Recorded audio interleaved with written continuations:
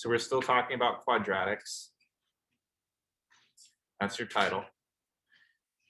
And the way you're going to see it is the way it's written here. It might say f of x equals, it might say y equals, same thing.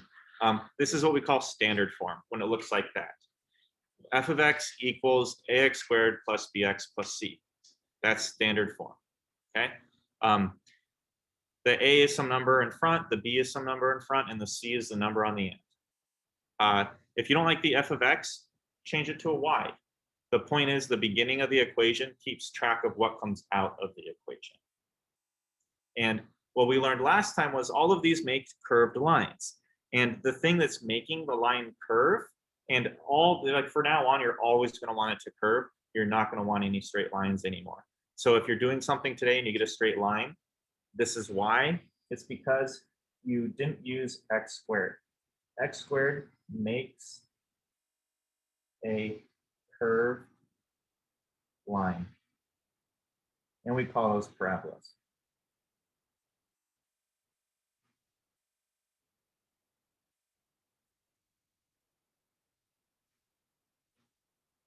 If you didn't have the x squared there, you would just have some sort of straight line.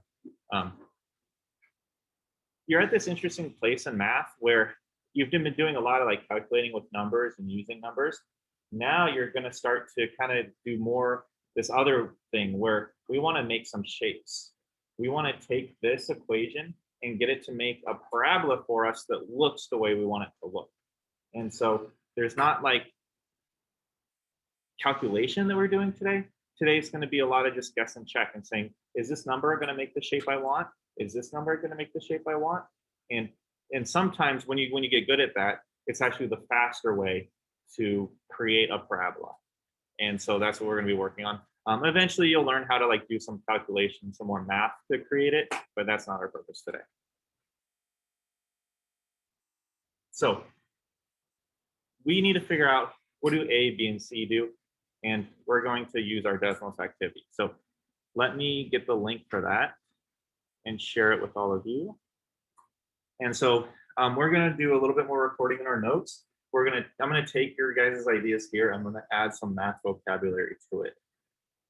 So let me share with you there. And then after this, we'll go back to Desmos. So we already have this in our notes. And now what we want to do is we want to talk about A.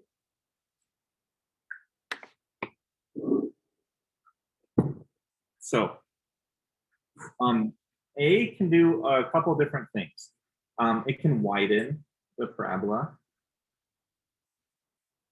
A widens the parabola when it's in between the numbers of 0 and 1.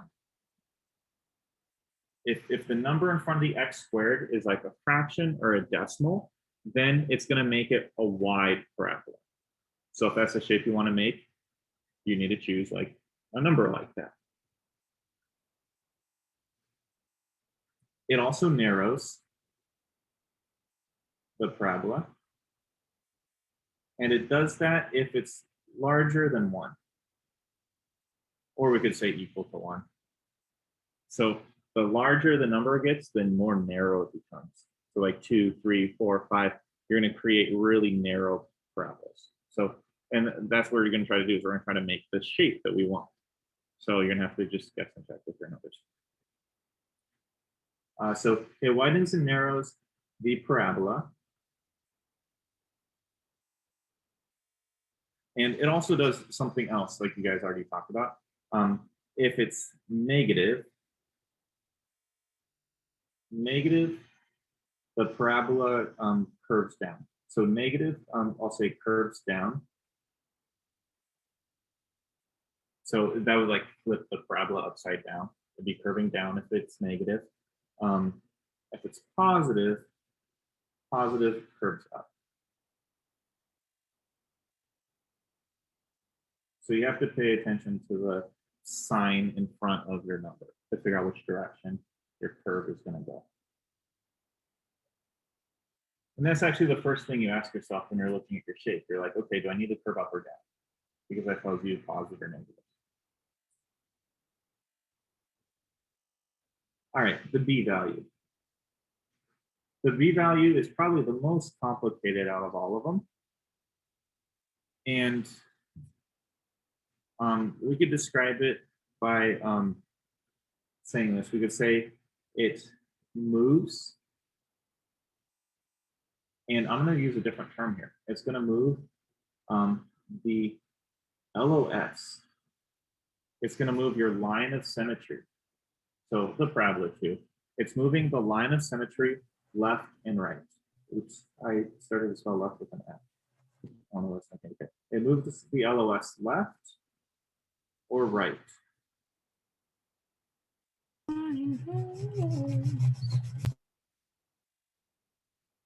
Was there a question? I missed that.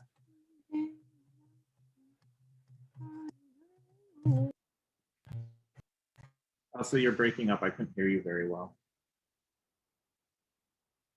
You can try. Oh, sorry. I think I was actually accidentally hitting my space bar. Okay. Yep. Cool. So if you want to move your line of symmetry, you can change your B. It's going to move the line of symmetry left to right. So move the middle of the parabola left to right. And then if A and B, so now you have to look at both of the pieces there. If A and B are same signs, so that means if they're both negative or both positive, the LOS moves left.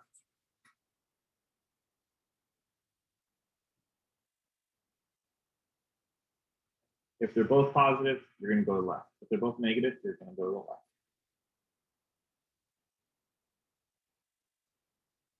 And then the other part is true.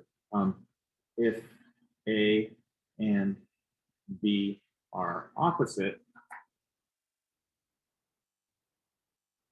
LOS moves right.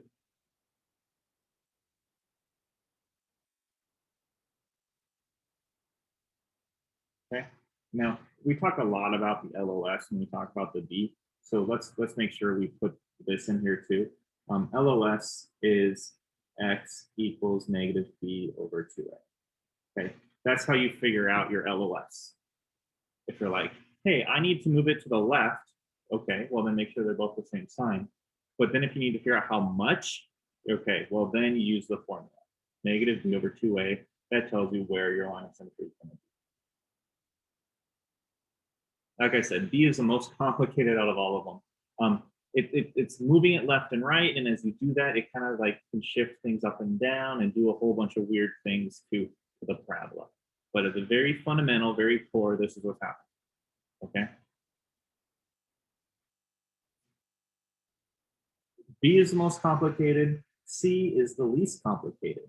C is the y-intercept.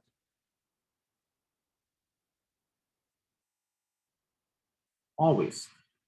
That number on the end that's standing there all alone is always going to be the y-intercept. No matter how weird your graph is looking and how wide and narrow and stretched out, that number is always where it crosses the y. Okay, so we're going to do some work with these, and if you get stuck, you're going to look back here, you're going to be like, okay, what do I need to use? Okay, I need to use something that fits this parameter. This will help me match the shape I want to make. Okay. When you're ready, go ahead and move on to slide 4 on Desmos. What it does there is it just shows you the notes again. And that way, if you miss something, it's all there. You can go back and look at it. And so one more thing to just add. So now that we know all this, when you graph, you think about your A, then your C, then your B. So you actually think, okay, does the parabola curve up or down? That's going to help you with your A. Then you say, okay, what's the y-intercept? That helps you with your C. Then the last question you ask, okay, do I shift left or right? That's your B, okay? And so you'll see that on Desmos there at the bottom. And I'm gonna stop sharing my notes. We're gonna just shift to slide 4. On the bottom there, you can see there are those questions again. So if you ask them in that order, it helps you create your equation.